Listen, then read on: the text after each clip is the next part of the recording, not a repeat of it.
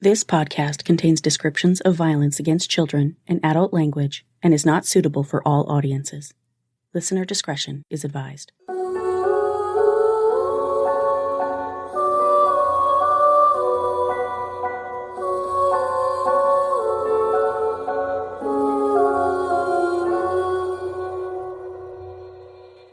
Hi everyone, and welcome to Suffer the Little Children, the true crime podcast giving voices back to the victims of child abuse and shining a harsh spotlight on the parents, guardians, and caretakers who silence them. I'm your host, Laine, and this is Patreon-exclusive bonus Minisode number 3, Shae Styhl. Around 10:45 a.m. on Saturday, June 8, 2019, police in Muncie, Indiana were called to the Muncie Young Women's Christian Association, or YWCA, located at 310 Charles Street, on a report of an unresponsive child. Sarah Anna Styhl, then age 32, had been staying at the shelter since Tuesday with her 3-month-old daughter, Shae Anna Marie Styhl. On Saturday morning, Sarah told a staff member at the shelter that her baby was unresponsive. The baby's upper right arm was wrapped in a bandage, and the baby's head appeared gray. Shae was rushed to IU Health Ball Memorial Hospital, where she was pronounced dead. Authorities, medical staff, and other witnesses saw the baby had what appeared to be burns covering most parts of her body. An examination immediately after the baby's death revealed Shae had suffered from extensive skeletal trauma, including fractures in both arms and both legs. Shae's multiple bone fractures, according to doctors, were in various stages of healing. A police report authored by Muncie Police Department investigator Amy Kessler added, "The child also appeared malnourished." The report continued, "Upon visual inspection of the child, there were different degrees of peeling skin usually associated with burn injuries." Police performed a search of the YWCA room where Sarah and Shae had been staying and located at least 2 bottles of burn spray, along with several diaper rash ointments and icy hot patches. There were no kitchen or bathroom facilities in the room. Investigators found stains consistent with blood on several items of Shae's clothing, burp rags, the bed sheets, and other items. When questioned, Sarah told investigators she used several different ointments and lotions to treat what she said was irritation around the baby's mouth and face, which she said might have been caused by an allergic reaction. She insisted she knew nothing about the baby's other injuries, including a large injury to the infant's buttocks and vaginal area, resembling a large blood blister or burn blister. Sarah explained that Shae had fallen out of her stroller a few weeks before, and that to treat the baby's injury, she put an icy hot pad on Shae's arm and wrapped it in a bandage. Sarah told police she hadn't taken her daughter to a doctor because the baby did not have health insurance, and she didn't take her to a hospital because hospitals were more for emergency situations. In the report, Kessler wrote, "Sarah then became argumentative when confronted with the fact that there was no way she had not been aware of these skin injuries. She asked for an attorney at that time." An employee at the shelter told police that when she performed an intake interview on Tuesday with Sarah, Shae was wearing a hat and swaddled in a blanket, and the employee did not see any facial injuries on the baby. She said that during the interview, Sarah said that Shae was covered by health insurance.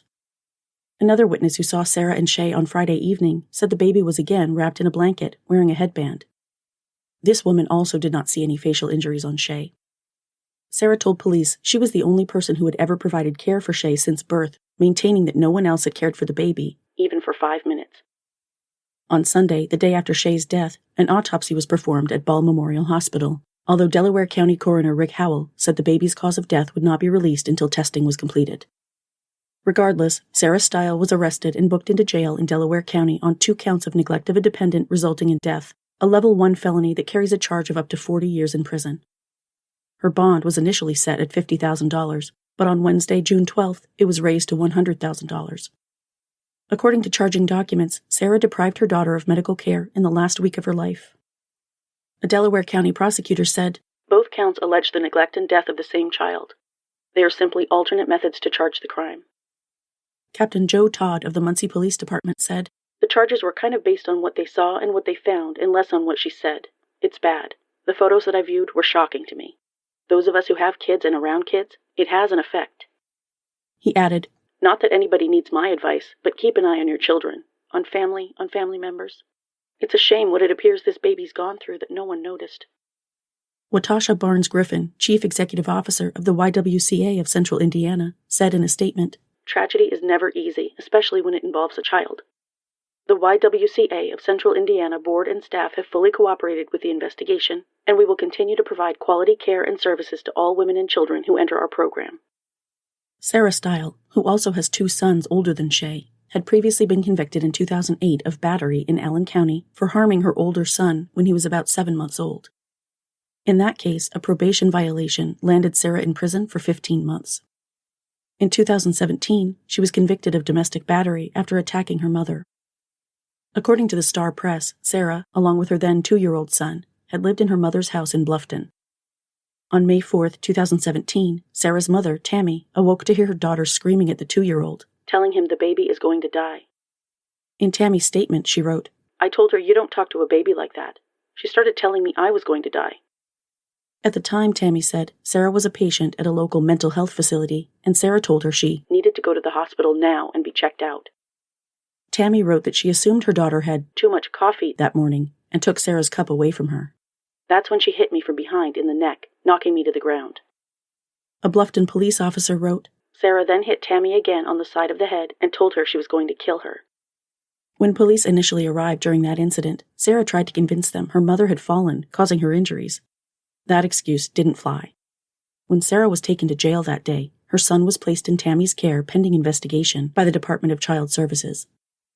3 weeks after the incident, Sarah pleaded guilty as charged to a single count of domestic battery, which was a level 6 felony that could have earned her up to 30 months in prison. Wells Superior Court Judge Andrew Antrim instead sentenced Sarah to time already served in the county jail, placing Sarah on probation. It's not clear who currently has custody of Sarah's sons, who would be about 6 and 13 years old now. Neither was with her while she stayed at the Muncie YWCA. Prior to her stay there, Sarah and Shay, who was born in late February of 2019, had stayed at a homeless shelter in Portland. When the results of Shay's autopsy came back, the report revealed that she had suffered multiple broken bones at various different times, in addition to burns and scalding injuries throughout the body. Sarah's trial for the death of her daughter was set to begin on July 27, 2020. For over a year, she cooled her heels in the Delaware County Jail, unable to make her $100,000 bond. Then, earlier the same month, it was reported that Sarah, by that time age 33, was planning to plead guilty, although a formal plea agreement had not been submitted at that time for Judge Linda Ralu Wolf's consideration. Sarah officially pleaded guilty on July 6, 2020 to neglect of a dependent resulting in death in connection with the death of her daughter, 3-month-old Shae Anna Marie Styhl. According to Delaware County Prosecutor Eric Hoffman, Styhl testified that she suffered from blackouts and did not know or remember how the infant sustained multiple broken bones and burns on her skin. He said that Sarah admitted she was aware of Shay's injuries but did not seek medical care for her daughter. At the court hearing on Monday, July 27th, Sarah Ann Styhl told Judge Wolf she wished she could have been more prepared to care properly for her infant daughter. Prosecutor Hoffman and Judge Wolf noted that Sarah had failed to provide appropriate medical attention for Shay's injuries. Sarah's public defender, Louis Denny, recommended a 20-year sentence for his client due to her history of mental illness. Judge Wolf instead sentenced Sarah to 40 years in prison, saying, "A parent has no greater responsibility than to protect her child from harm. Sarah Styhl completely and willfully failed to protect her 3-month-old infant in every single way." She said that Shae was completely incapable of protecting herself from her abusive and neglectful mother. Prosecutor Hoffman said, "Unfortunately, in the past 17 years, I prosecuted a lot of child abuse cases, a lot of child fatality cases. I don't recall a single case where the injuries were this extensive, this pervasive. The sheer pain must have been unbearable. Shae lived a very short life of nothing but pure hell. The defendant simply didn't give a damn." Prosecutor Hoffman had recommended the maximum sentence for Sarah, who, he said, needs 40 years of prison so we, as a society, can be sure she won't have any more children. The terms of Sarah's plea agreement dictated that she waived her right to appeal her conviction. After Sarah's sentencing, her mother, Tammy, made several comments on articles posted about it on Facebook. Tammy said that CPS had failed her granddaughter by neglecting to enforce well baby checks and that there was an open case with CPS at the time of Shay's death. She wrote, "Shame on CPS, J County Shelter, YWCA. They could have saved her. They didn't. They didn't listen to me." She continued, demanding answers from Child Protective Services why they failed to do well baby checks on behalf of my grandchild, adding, "They should be ashamed of themselves." In another comment, Tammy said that Sarah, who she said was severely disabled, had no business taking care of a child, and that because of CPS's failure to act, Tammy was suffering the loss of 2 children, not just one. "I want answers from Child Protective Services why they failed a child, the baby, when I contacted them. I have paperwork to prove it. I insisted on a well baby check. At no time did they follow through. I want answers, and all I get is excuses. Of Shay, Tammy said, "My granddaughter was the most beautiful baby with the biggest brown eyes." Sarah Styhl, Indiana Department of Corrections number 207540, is currently housed in the Indiana Women's Prison in Indianapolis. Her earliest possible release date is set at December 30th, 2053. If she is released on that date, she will be 67 years old. Rest well, little Shay. You deserved so much better. My sources for this minisode were the Star Press, Fox 59, WOWO, the Indy Channel, CBS 4 Indy, the Associated Press, the Edwardsville Intelligencer, and USA Today. That's it for this Patreon-exclusive bonus minisode. Join me next time for another story.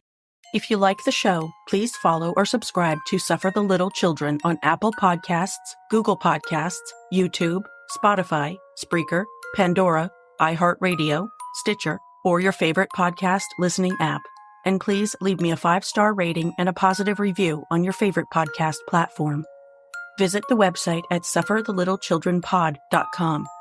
You can support the show by visiting patreon.com/stlcpod, where you can become a patron for rewards ranging from a shout-out by name on the show to exclusive gifts. You can also support the show at ko-fi.com/stlcpod. Follow the podcast on Facebook and Instagram at Suffer the Little Children Pod and on TikTok at STLCpod.